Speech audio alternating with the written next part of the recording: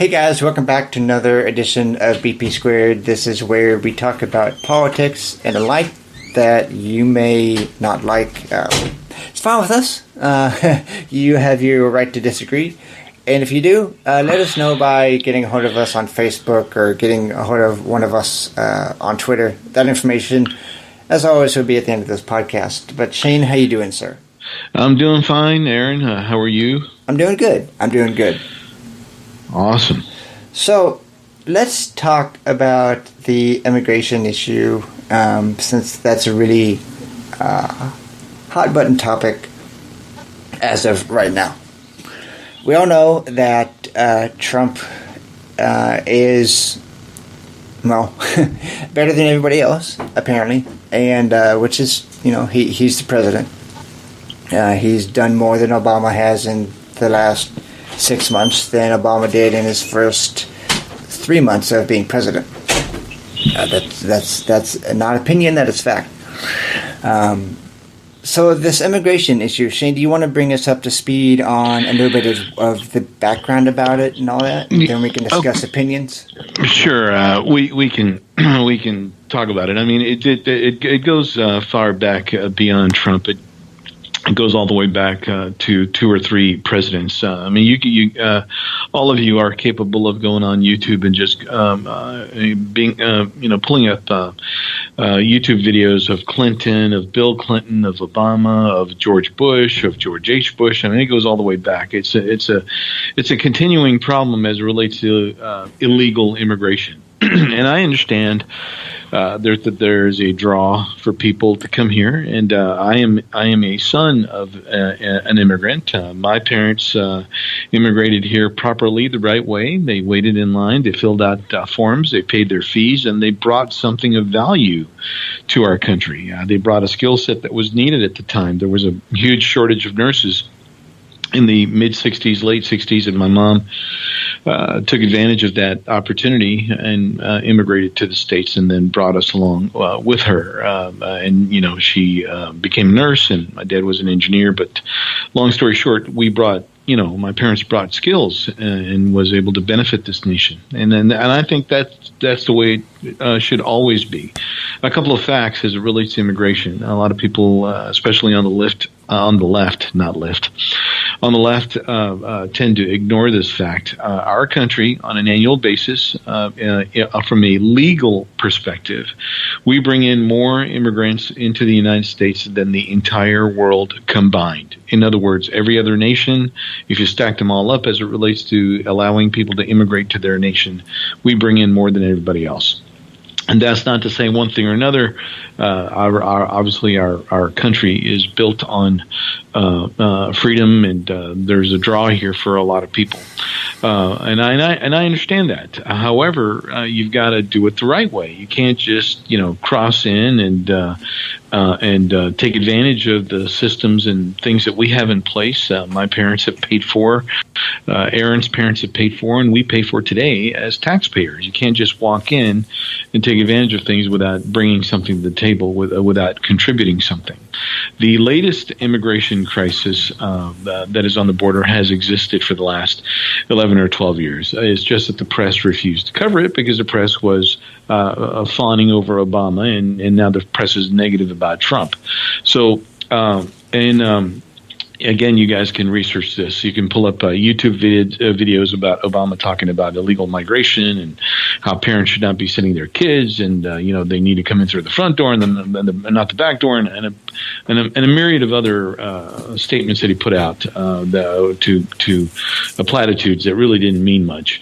But the crisis that we're facing now really was created by Obama back in 2012 when he unconstitutionally signed an executive order called DACA, the Deferred Action for Minors Act, or something like that. So basically, that said that if you were brought here as a child. I think there was a cutoff of 14 and younger or 15 and younger. I can't remember exactly when what that cutoff is. But if you were brought here by your parents below that age, and you as a child, the assumption is that you had no choice. Your parents brought you across the river or across the border, that you should not be penalized. So obviously these kids went to school here. They went to our high schools, our elementary schools, went to our colleges, and then they graduate and they can't get a job because they have no verifiable identity without faking identity. So they can't go to work or whatever.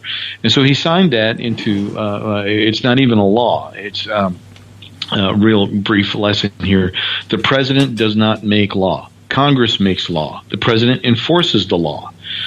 He cannot just what Obama did was illegal. Well, the right process would have been to go through Congress and have Congress change the current immigration laws that are on the books that every president and every executive has to abide by. That's what they swear to when they take the oath of office.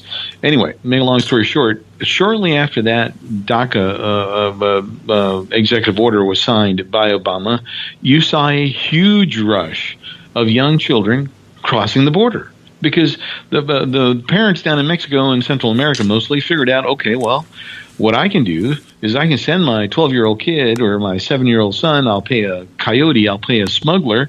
I'll pay them, thousands of dollars, U.S. dollars, to smuggle my kid across the border. He is going to be covered under DACA because the people didn't read the executive order. There's a cutoff of age and also a date. But people down in South America and Mexico didn't pay much attention to that, so they started sending their kids up here by the thousands. In Obama's time, it's estimated that up to 90,000 children under the age of 14 crossed the border. And rather than vet those people that showed up with them, Obama and his border enforcement team just let them pass. A lot of these kids wound up being trafficked around the country with human traffickers. The girls were exploited. A lot of them are sexually exploited, and the boys, if they were strong enough to work, they're put on chicken ranches and farms and meat packing plants and construction jobs. They're all exploited. Now, the parents down in South America are thinking, okay, I've sent my son there with the help of this coyote.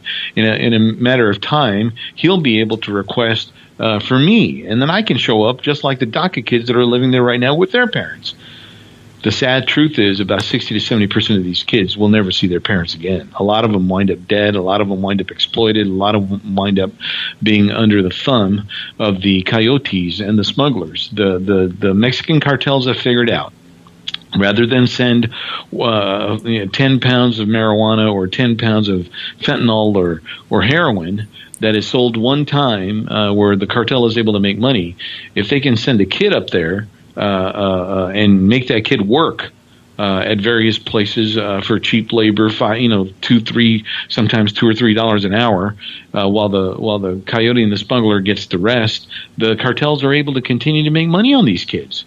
Whether they make the girls sell themselves on street corners or brothels or strip joints, or the boys are working in construction sites. So they figured out that a human being is able to produce a recurring revenue rather than a one-time sale of drugs.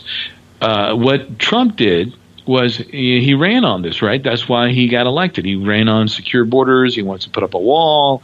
He wants to do this and he wants to do that. He started vetting those people. So, Aaron, the fact that this is a true story. So, 70 to 80% of the people that show up on the border with the kids are adult males. So they show up with this, 5, 6-year-old scared out of his mind, and they claim to be the kid's father or uncle or some type of blood relative. The Obama administration never separated the two and asked the kids questions or the adult questions separately to verify that the individual claiming to be the adult guardian is truly the adult guardian. Trump started to do that. They separated the kids. That's where this whole craziness, you're ripping kids out of the arms of parents. That's where it all began. There is a court ruling on the books right now that says that the government, if they do that, can only separate the parent from the child for a period of 20 days maximum. That was a ruling by the Ninth Circuit Court some time ago. So, okay. Aaron, what they do is they separate the kids. And they ask them questions. Simple things like, hey, what's your name? Do you have any brothers or sisters? What are their names? What's your favorite color? Do you like ice cream? What's your favorite candy? Who's your favorite superhero? And so they ask these questions of the kids, and then they go ask the individual pretending to be the parent the same question. Guess what? 90% of the time, the questions don't match. Right. The answers don't match the questions. Right. So that way, quickly, ICE is able to figure out, listen, this guy pretending to be the kid's dad is not the kid's dad. He's a smuggler. So Trump is doing what he's doing to protect the children. Correct. But the freaking left freak out and they go the other direction. What would you rather have? You can go. Anybody listening to this podcast can go back and pull up articles by the New Yorker magazine, the New York Times, the Washington Post that reported on Obama handing kids into the arms of human traffickers, that traffic them into the interior of the country where they're exploited. We have slavery going on right now within the continental United States, and it was all exasperated and encouraged by the Democrat Liberal Party. But now, since Trump is president, and he's actually trying to take care of the kids, prevent trafficking as much as possible, separate the kid from the parent for a period of time, ask the parent a bunch of questions, drill the kids with a bunch of questions, and see if they are truly who they say they are. Because these people show up without papers. I mean, short of a DNA test, and you can see the left freak out about that. Where they swab the kid's mouth with saliva, swab the guy pretending to be the adult with for saliva, and then do a DNA test to see if DNA matches person 1 and person B. Short of doing that, this is the second best thing because they show up without papers. They got no verifiable identification. They've got nothing that says verifies that they are who they are or the kids are who they are. So that's what's going on. So all of a sudden, if you go back and look through the timeline of when the story broke, all the media reports, all of them like parrots, they all come out and say the same thing at the same time. You got Democrats running around saying the same thing at the same time. They're just trying to hang this around Trump and trying to make him out to be a bigot, trying to make him out to be a fascist. Now there's calls for the elimination of ICE, when all ICE is doing is running across the country, busting these human traffickers, smugglers, freeing the kids. Now, there's story after story after story of ICE raiding a meatpacking plant, a chicken farm, a construction site. It's so easy to find, guys. I mean, here's the thing. There's a whole bunch of stuff by CNN, Snopes,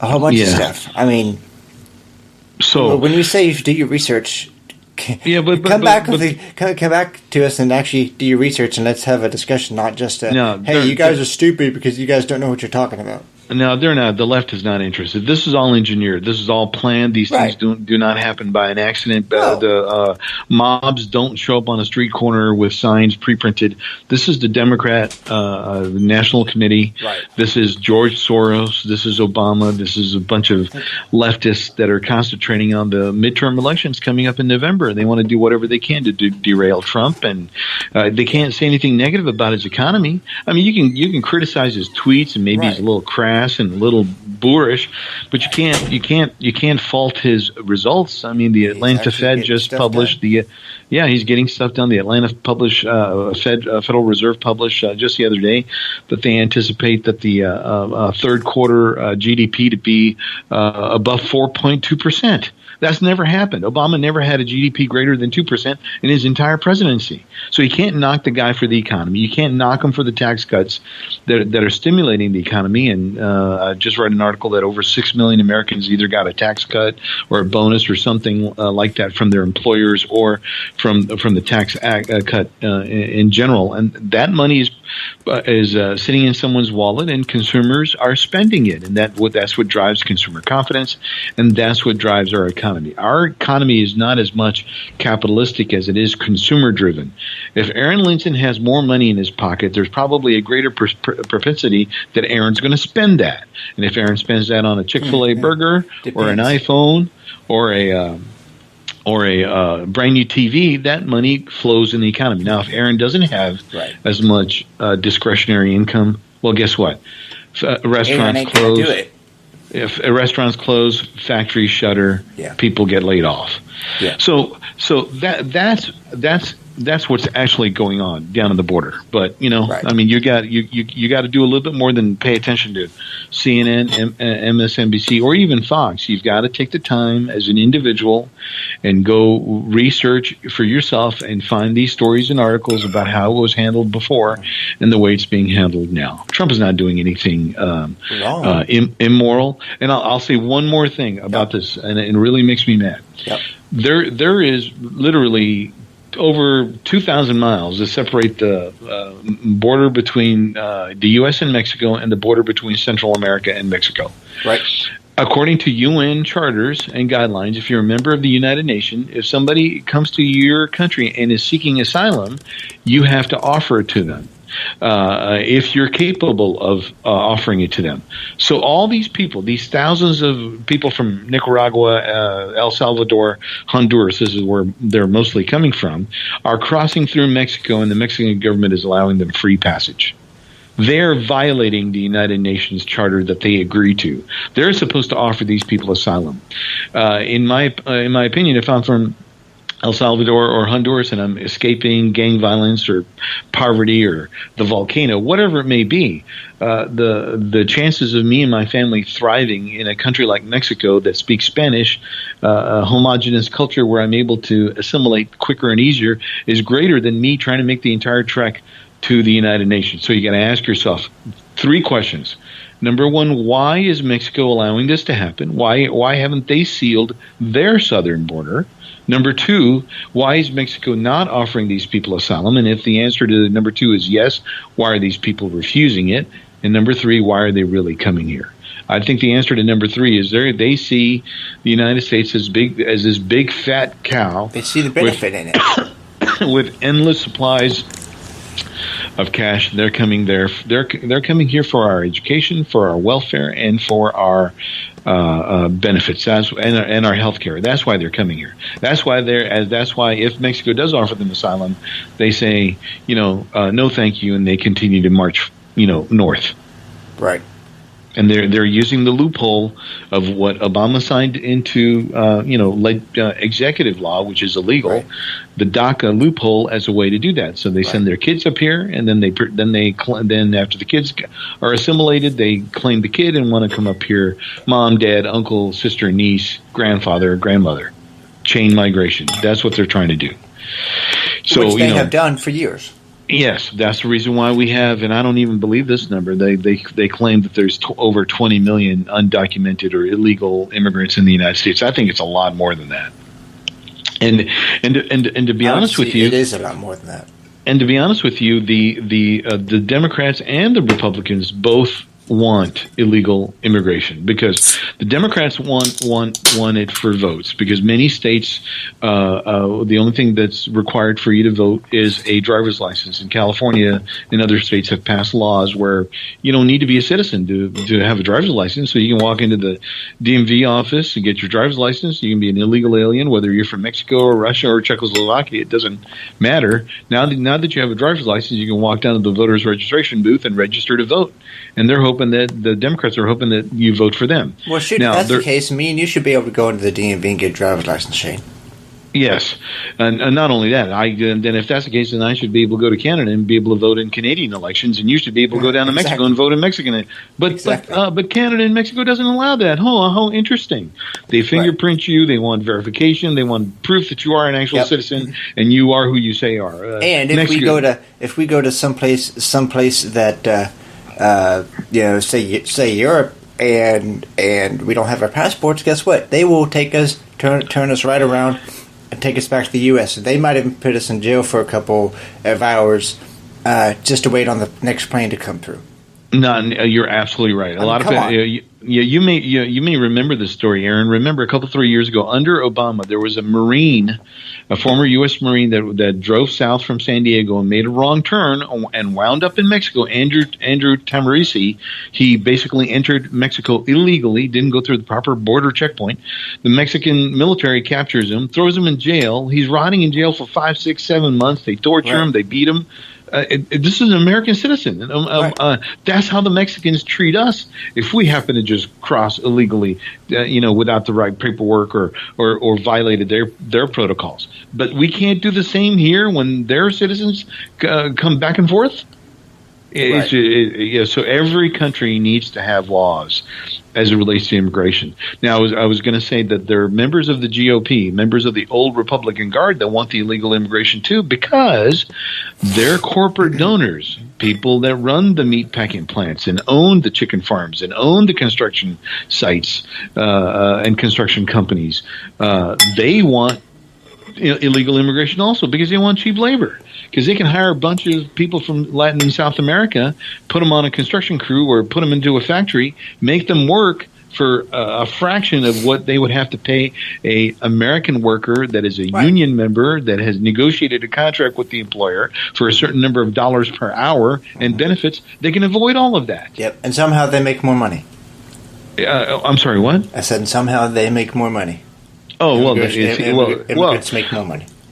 I don't know about immigrants making more money, but the corporations certainly do. For example, if I'm the Chick-fil-A manager, I'm picking on Chick-fil-A, not to say that they do this, but if I've got to hire Aaron Linson, which is he's a U.S. citizen, I've got to pay him $13, $14, $15 an hour. Let's say, for an example. I wish. Believe it or not, it may be getting there. I'm hearing rumors that Chick-fil-A may raise their minimum wage to $14 an hour. But so if they have to pay you that, but they can pay a fraction of that, and that legal is not going to say anything. He's not going to go complain to the feds. He's not going to go complain to the EEOC or the state workman's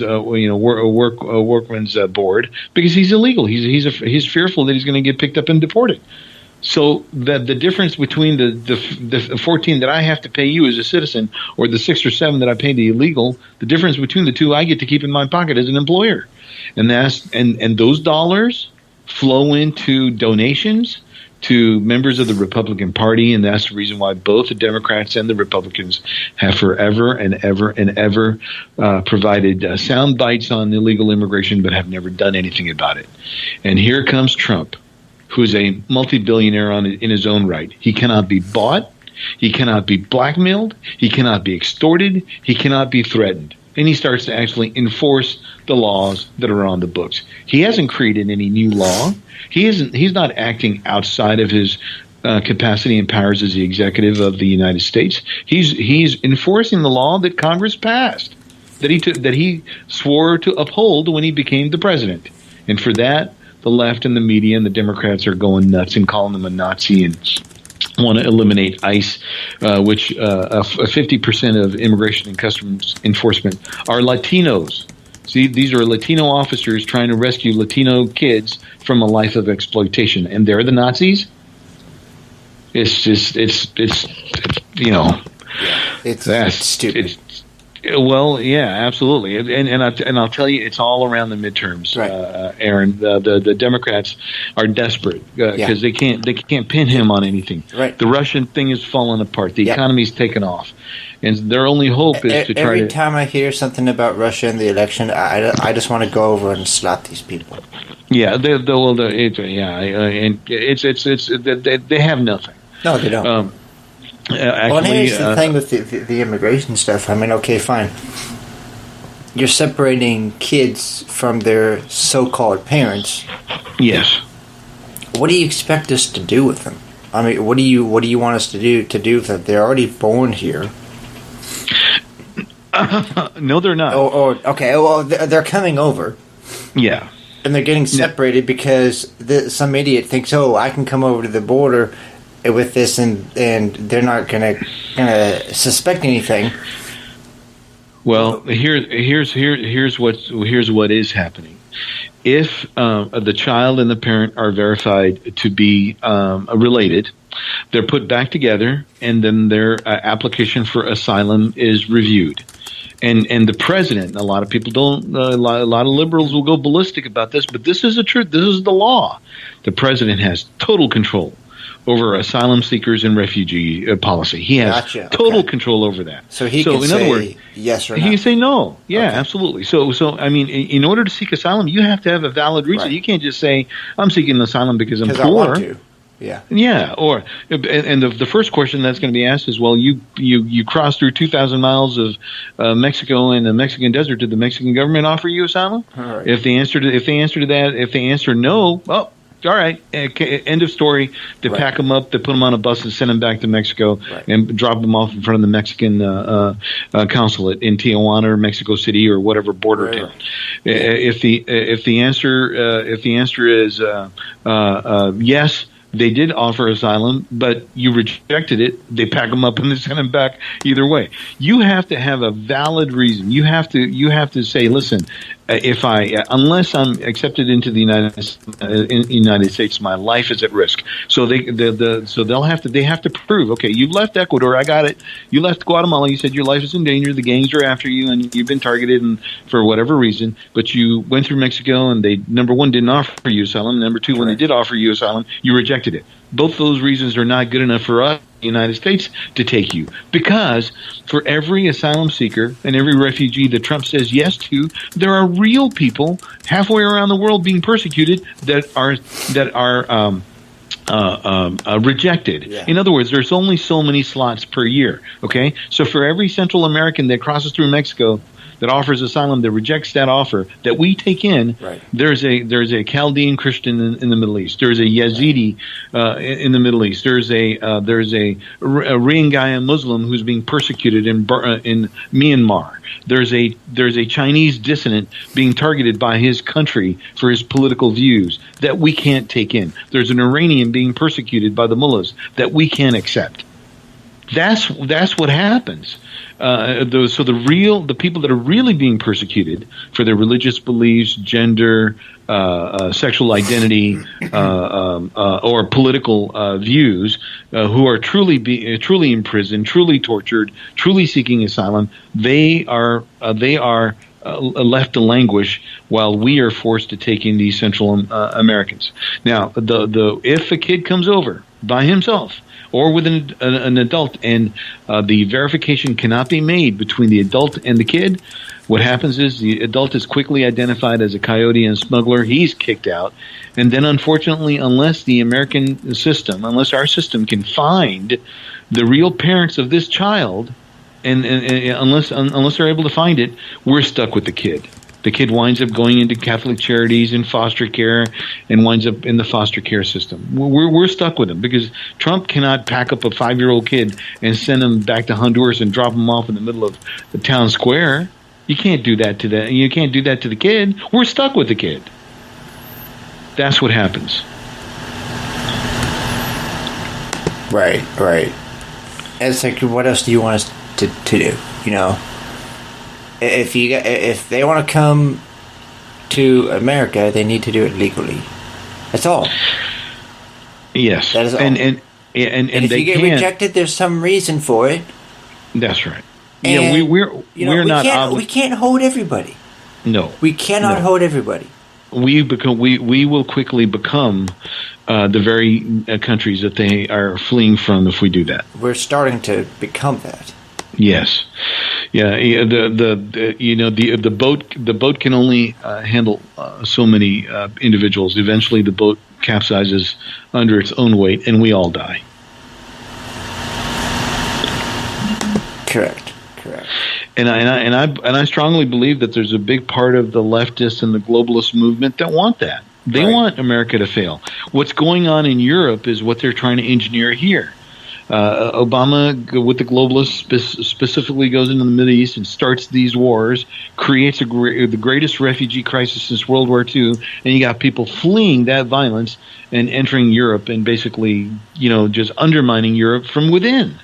And I think the idiots on the left and the globalists want to do the same thing with America, because we are the biggest we're the biggest elephant of the pack. If they can kill us and knock us off, then they have the ability to control everybody else. And I think that's what they want. But you'll see they won't try this stuff with China. The Chinese have been struggling with migration policies, people from Mongolia crossing over into China, seeking a better life, and going to work at the factories and everything else in China. But the Chinese, they don't put up with this crap. They crack down hard. If they pick you up, they throw you in prison or drop you off in the middle of nowhere and send you back to Mongolia or North Korea or wherever you're escaping from, and there's nothing you can do about it. Vietnam, where all their borders are tight and sealed. Correct. We're the only fools on the planet. Dumb enough to take the bait. Yeah, so you'll see the liberals with the bleeding hearts and the kids and pictures from 2012 and 2014 of a kid in a cage under Obama's years, and they'll try to pin it on Trump just like they try to pin everything else on him. Yeah, and it's all because they can't go after him about the economy.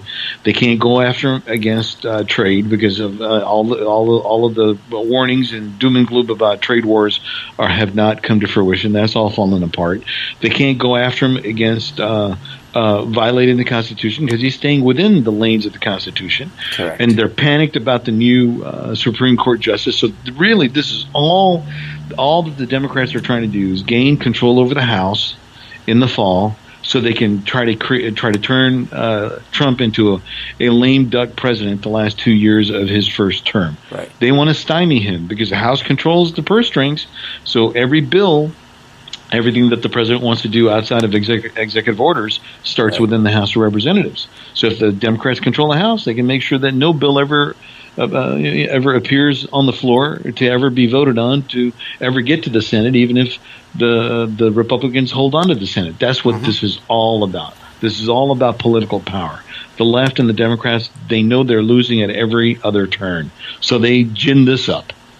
They create this crisis out of thin air, and then they try to pin it on Trump, even though it's been going on for 7. Yeah. So in your opinion, with the midterm elections coming up, what do you think will happen?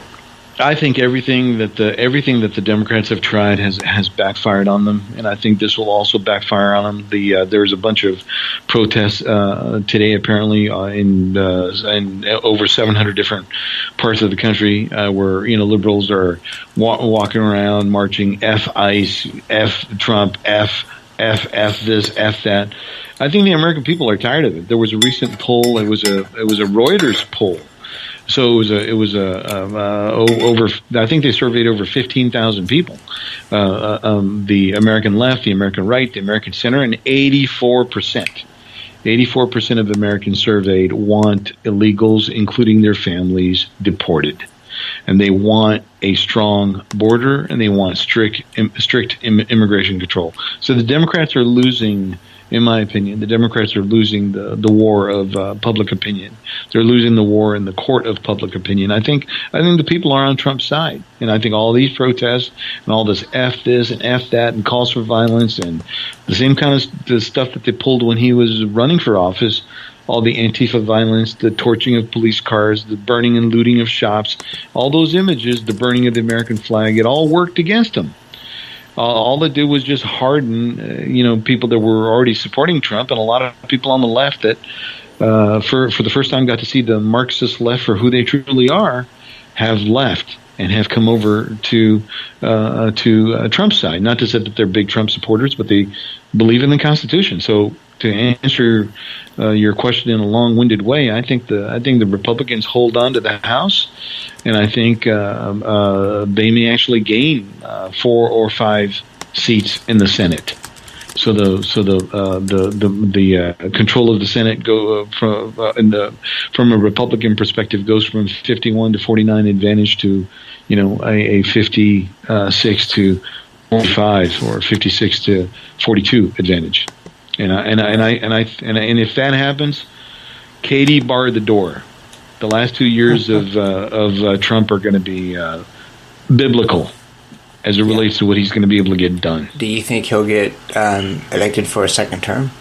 Absolutely, positively, because Aaron, I'm a big student of history, and the Democrats used to be the party of the worker. It used to be the party of the blue collar. It used to be the party of the guy on the factory floor, and for some reason, Republicans were painted as the party of corporate America, of the people that sit in the boardrooms, not the factory floor. the Democrat Party of JFK is not the Democrat Party of today.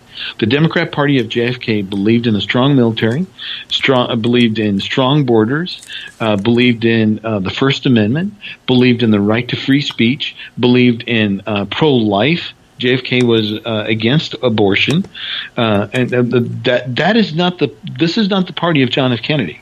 They were Kennedy was anti-Marxist, anti-communist. The Democrat Party of today have become the very Marxist and the very communist that JFK and his predecessors fought against. They have become the very enemy that he warned us about secret societies and about socialism and about statism and about the state controlling speech and thought and freedom of assembly and the right to keep and bear arms. All those things. You go back and listen to some of his speeches. And if you just closed your eyes, you would say, looking at today, if he was running for office today, you would swear he's a Republican because he believed in small government, businesses having more control and flexibility, low taxes, the Second Amendment, the First Amendment, anti-communist, anti-Marxist, pro-life. That is the Republican platform, and that's who JFK would be today. I think if JFK were alive today, not even he would be able to remain in what is today's Democratic Party. So in my humble opinion, all the stuff that they do, all the protests, all the F this and F that and F this and F that, ultimately all it does is just work in Trump's favor. If the people who voted for Trump were lazy and lethargic after last year's election and thought that they could sit on the sidelines on the midterms, all the left has done is just woken them up. Just like Yamamoto told the Emperor of Japan, Admiral Yamamoto, after Pearl Harbor, and when the Emperor wanted Yamamoto to draft a plan to invade the west coast of the United States, while we were still reeling from the Pearl Harbor attack, Yamamoto told the Emperor, "I think all we have done is just awakened a sleeping giant," and I think all that the left is doing with all these protests and flag burning and F this and abolish ICE, F that, all they're doing is just, maybe we did go to sleep. Maybe we did become a little complacent. All the individuals that turned around and voted not for Trump as much as against Hillary, well, all those people are jacked up and jazzed now. And the left, you gotta be a real nut to sit there and defend a lot of the things that are coming out of the mouths of politicians on the Democratic side and the actions of Democrat operatives. You really have to, you got to work really hard to defend any of it.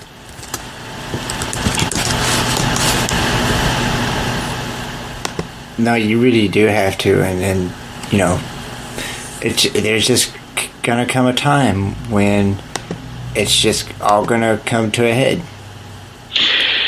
I hope it doesn't come to that. I hope it doesn't come to but the Democrats are stupid. They started the first. It's going to come to a head for them, and they're going to be like, well, we should actually listen to these people, and the whole thing with it is just every single time there's something stupid that comes on. Because of the Democrats, it's just like, what are you guys doing? What do you guys have in your heads, or better yet, don't have in your heads? Well, they're not the brightest. They started the first Civil War, and they're damn near close to starting a second one, and they'll lose a second one also. Right. Because if it does turn into a shooting war, God forbid, the 300 billion plus guns that are in America are all in the hands of conservatives. Yeah. they're all in our hands. Right. It's going to be, if it does turn into a shooting war, it's a war that's not going to last very long. Exactly. They'll all be taken down pretty quick, and rather efficiently. But I think I think the Democrats, from their perspective, they're trying to jazz up their base to turn out, because they're getting some polling information internally that doesn't look good for them. Number one, they're trying to get a bunch of air cover to cover this story, which means that the press can't cover all the positive things that are happening with North Korea and the upcoming meeting with Putin. And a lot of people are not talking about this. I tweet about it from time to time about what's going on inside of Iran. Iran is on the brink of an internal revolution, and the mullahs are going to get tossed to the side. Right. And the Iranian people are going to take their country back, and it's going to be, it's going to go back to the glory of what Persia was for a long time. And not to get off topic here, but a lot of what we take for granted is Western democracy today, and human rights started with the Cyrus king. The Persian king Cyrus. It started with him. Right. A lot of people don't know that, but so I think the Democrats they either believe their own exhaust or they're being fed a bunch of information that is just wrong. That if you do this, this, and this, and if you agitate and do this and do that, it'll get your base riled up, and we can paint Trump and his supporters as a bunch of bigots and whatever, and you'll win the midterms. That's I really truly believe they think they have a formula, just like the Russia, just like collusion, just like Trump is this and Trump is that, just like everything else that they've tried. They get all hot and jazzed and excited about it, and then they realize it's not getting them anywhere. And like this, this Reuters poll, once it starts to filter through their, thick skulls, oh my God, what we're doing is actually working against us. 8 out of every 10 Americans, want strong borders and want deportation, even if it means families, if they violate immigration law. So eventually the light bulb will go off, but by that time it'll be too late. We're already in the month of July. The midterm elections have pretty much started, in my opinion. There's very little time for them to recorrect, readjust, and come up with some kind of new message because they have nothing to run on. Aaron, what are they going to talk about? They can't talk about the economy. They can't. Their entire platform is F Trump. That's their battle cry for November. And I don't think that's going to work. I think people are too smart, and I think one of the byproducts of this Russian collusion delusion that the CNNs and the MSNBCs and the others have been forced to cover for the last 2 years, it's gotten people engaged. People are talking, but whether you believe it or not, you kind of remain engaged in politics, and I think that actually works against the Democrats. Because if you remain engaged, you start to pay attention and you start to read articles that are left-leaning, right-leaning, center, and you become a little bit more informed about what's going on. And then when you walk into that voting booth, you become a more informed voter than you were before. So I think everything that they're doing ultimately works against them. Because in their world, it is better to keep a voter dumb and stupid. It would have been better for them to shut up after Trump won, not talk about Russia or whatever, and just go to work and come up with some policies and keep their voters in the dark, and then bring out their whatever they were going to run on, 6 to 7 months before the November midterms. But they chose not to do that. They chose to keep the Russia crap in the headlines and in the news cycle, which forced their people to not just disappear but to stay engaged. And a lot of them are like, hey, man, this has been going on for 2 freaking years. There's nothing there. I can't believe my senator anymore. Can't believe the talking heads anymore. I mean, all you have to do is look at CNN's ratings. And their primetime ratings fall below the freaking Food Network. If that doesn't tell you that people are tuning them out, including their own base, I don't know what else can. Yeah, it's like they shot themselves in the foot. Constantly. They're not the brightest. They're like the Wile E. Coyote. Yeah. They think they got the latest Acme solution to catch a roadrunner, and it winds up hurting them instead. So, I mean, what's your thoughts on the immigration stuff, and what are your thoughts on the upcoming midterms? What do you think is going to happen? Well, I think that the left is just going to try and get people to believe on their side, and it's not going to happen. As far as the midterms, I think Trump's going to come in for another term. I believe so too. Because I don't see... they're just not winning. they are not winning and they're not seeing it. As far as the immigration stuff, I think Trump is doing what he needs to do. I'm not really sure what else we could do at this point. If we can't we can't hold a lot of people, like we said. So if there's not a reason for them to be here, a very specific reason for them to be here, sorry, we're going to have to put you back on the bus, try again, and actually go through the actual process. The process, yes. That's the biggest thing is, it's, okay, we'll let you in, but just go. I don't understand. What's so hard about going through a process? I don't get it. Can you enlighten me, Shane, of why it's supposed to be this hard? Their complaint is that the process takes too long, and that's legitimate and that's valid. But sorry, you got everything go back else in the government takes freaking forever. Go back in line and wait like everybody else. Wait like that individual waiting outside the U.S. Embassy in Kenya, showing up every month to try to get an interview, an application, to fill it out, to go through the process. Do what every other individual on the face of the planet is doing who's trying to come to the United States. You are no special. You're no different. Just because there's a body of land that connects our two countries by soil doesn't mean that you get to jump ahead of everybody else that's trying to do it the right way. That's my opinion on the matter. I totally agree. Because it's just the right way to do it, guys. The right way to do it. Unfortunately, I think Trump may be forced. I don't know if you're following the Mexican election. They're going through a presidential election process right now. Their elections are coming up in July.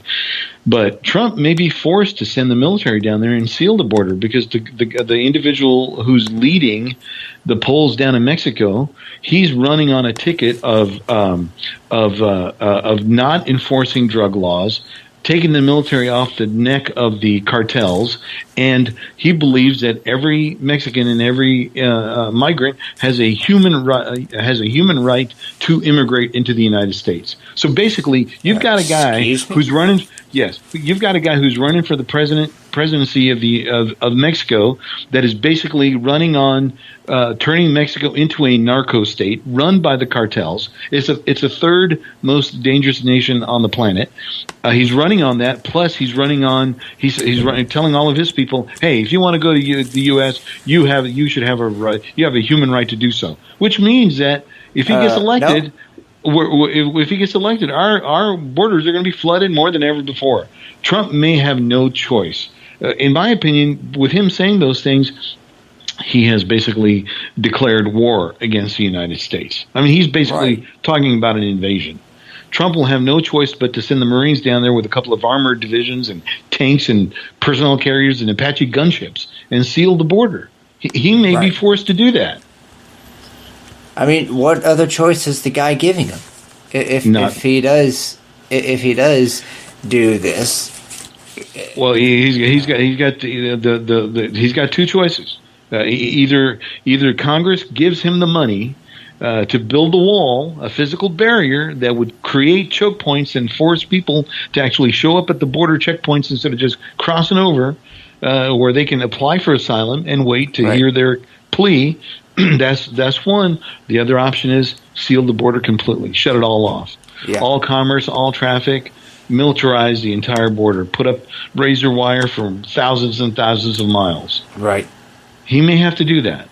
The Marines may be the Marines may be forced to do to our southern border what they do around the world for other nations, and that's seal their borders against invaders. Mm-hmm. Is he still doing it?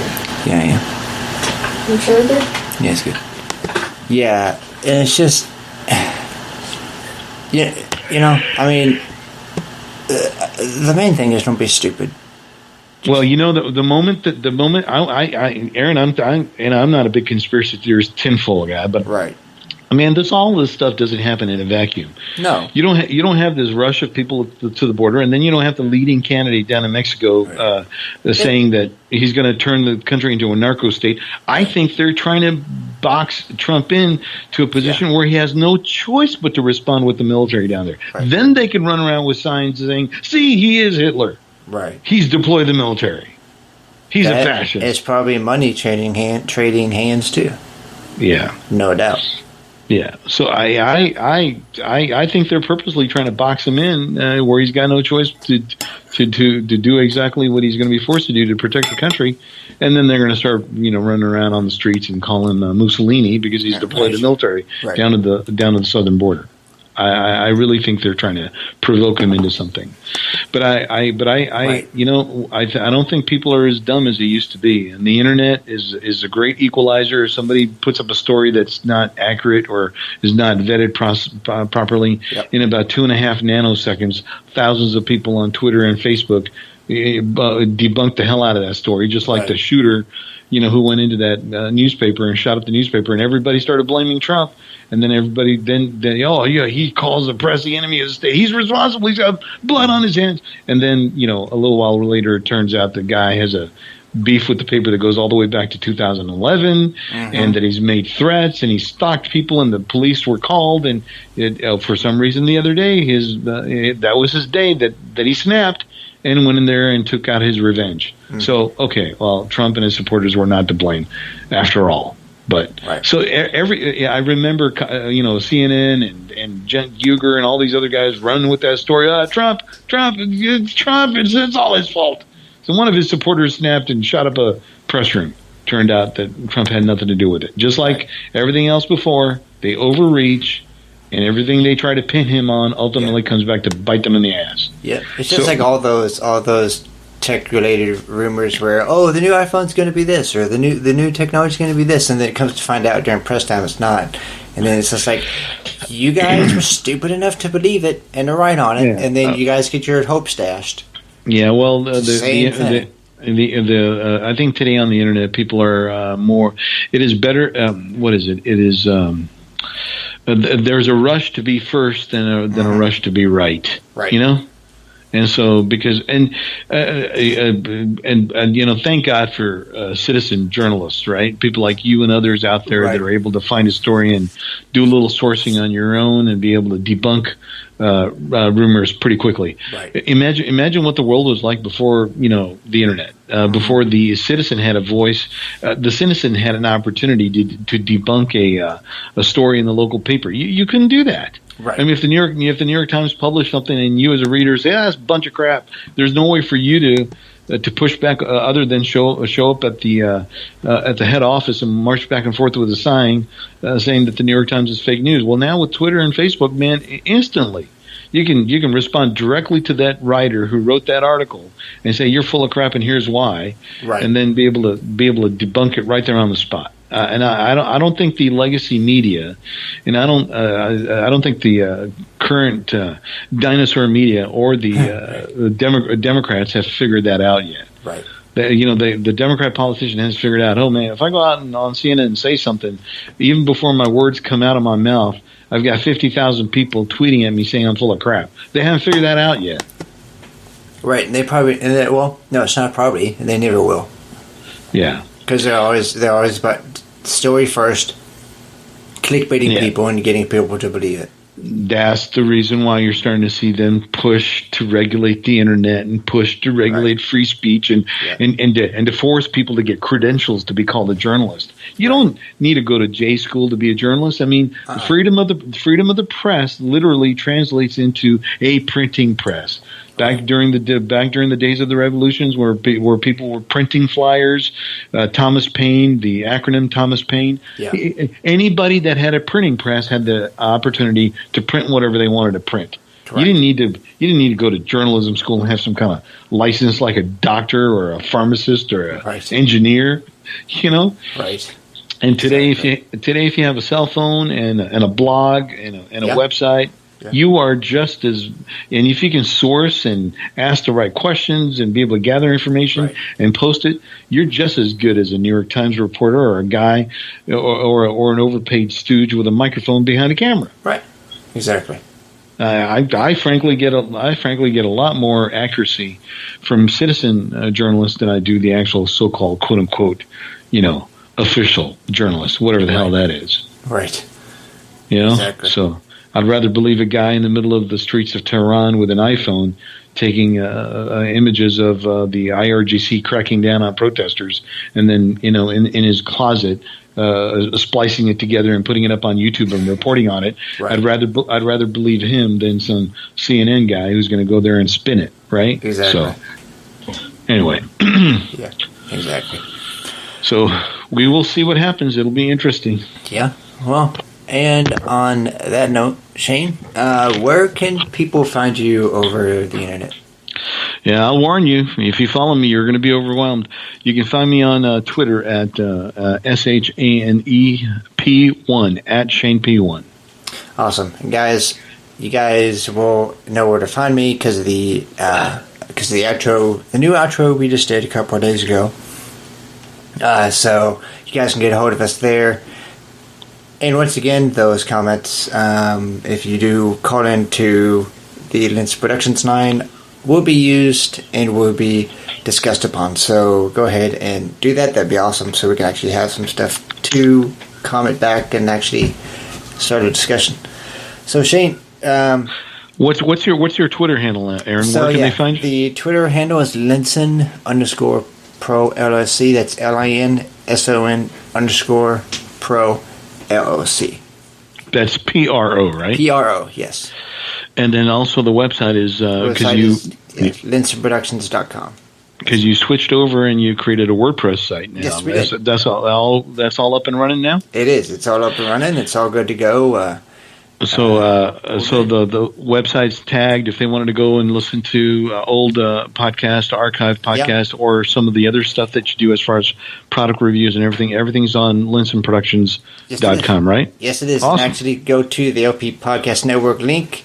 We have the RSS feed in the front page there, and just put that into your favorite podcast player, and you will get new episodes as they arrive.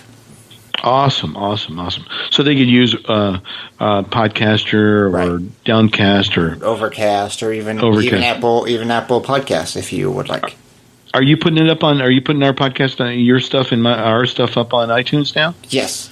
So it does go up through iTunes, and also goes up through Spreaker too. So if you want to just download the Spreaker app, that's SPREAKER,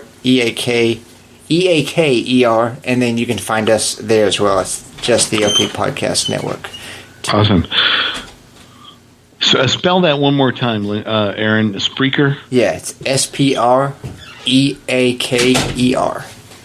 Spreaker, yeah, okay. And that app is totally accessible too. It is? Because you were having some challenges with it in the past. Did they work it all out? Yes, they did. Awesome. Yeah. All right.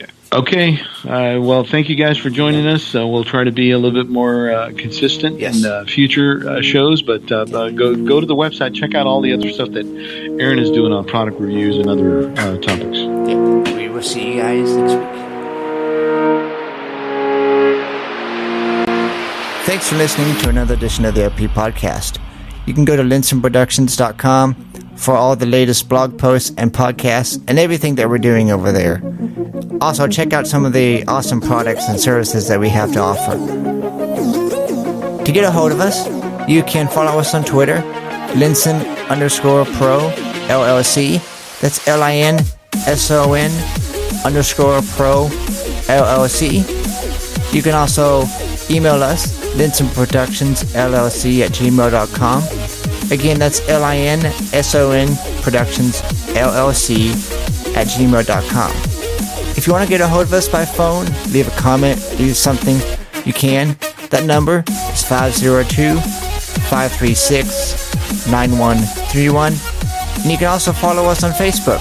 Just search for Linson Productions in the search box on Facebook.com. We hope to see you back for another edition of the LP Podcast. We thank Audible.com for sponsoring these podcasts. And we also thank Sunu.io for sponsoring these podcasts. My name is Aaron Linson.